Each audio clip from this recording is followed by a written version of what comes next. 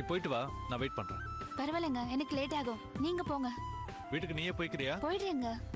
சரி, நான் வரேன். பை சந்தியா. பை.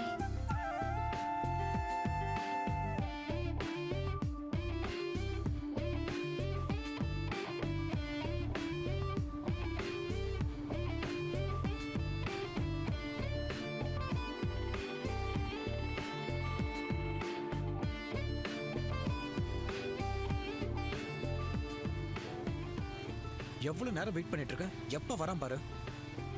டேய் வாடா, பைக் எடுத்து கிளம்பலாம். என்ன கிளம்பலாம்? எவ்வளவு நேரம்டா வெயிட் பண்றது? எவ்வளவு தூரத்துல இருந்து வர? தோ இருக்கிற வீட்ல இருந்து வரதுக்கு இவ்வளவு நேரம் ஆகுதா? டேய், குடும்பஸ்தானா அப்படிதான்டா, கொஞ்சம் முன்ன பின்ன தான் இருக்கும். காலையில டியூட்டிக்கு கிளம்புனேன்.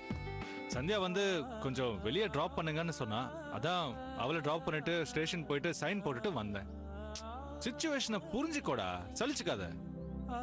ஓஹோ, அதான் ஐயா இன்னைக்கு மௌனராகம் படத்துல வர கார்த்திக் மாதிரி ரொம்ப உற்சாகமா இருக்கிறீங்களோ?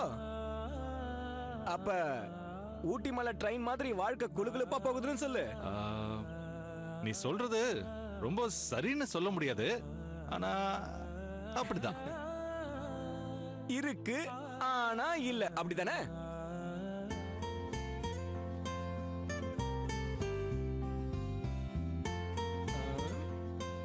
டேய், என்னடா சிரிக்கிற?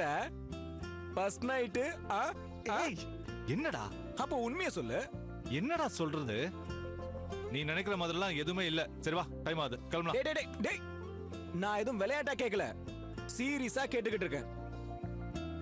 இப்போ சந்தியா உங்ககிட்ட நல்ல விதமா தானே பேசிக்கிட்டு இருக்கா? ரெண்டு பேரும் ஒருத்தருக்கு ஒருத்தர் நல்லா தானே புரிஞ்சுக்கிட்டு இருக்கீங்க. அப்படின்னா மேரேஜ் லைஃப்க்கான அர்த்தம் அதுல இருக்கணுமே. டேய் கோபி, நான் கோயம்புத்தூர் போனேன்ல, அவ என்ன தேடி அங்க வந்தாடா. அதுக்கப்புறம் எங்க ரெண்டு பேருக்கும் நடுவுல வந்து ஒரு நல்ல அண்டர்ஸ்டாண்டிங் இருந்தது.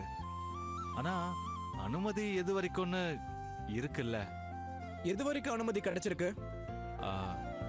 ரெண்டு பேரும் ஒரே ரூமை ஷேர் பண்ணிக்கலாம், ஏதாவது முக்கியமான விஷயம்னா பேசிக்கலாம். அது வரைக்கும் தான் அனுமதி கிடைச்சிருக்கு. Still now no romance, no touching, அந்த மாதிரி எதுவுமே இல்லடா.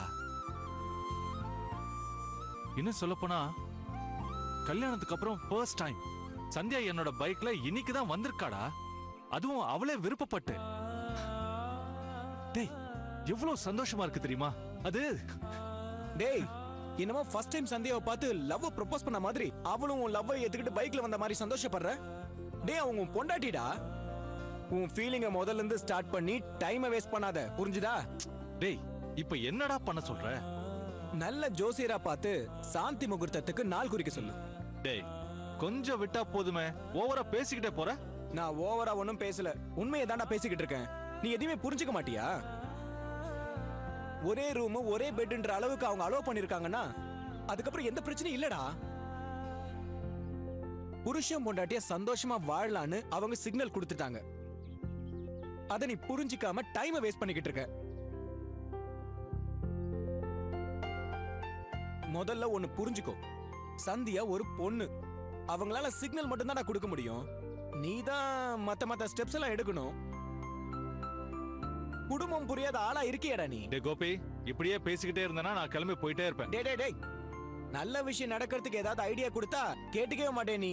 உன் நல்ல விஷயத்த நீயே வச்சுக்கோடா. வந்த உடனே டைம் ஆகுதுன்னு சொல்லிட்டு இப்ப நீ எனக்கு அட்வைஸ் பண்ணிட்டே இருக்க. முதல்ல வா, கிளம்பலாம். கிளம்புடா. உனக்கு போய் அட்வைஸ் பண்ண பாரு.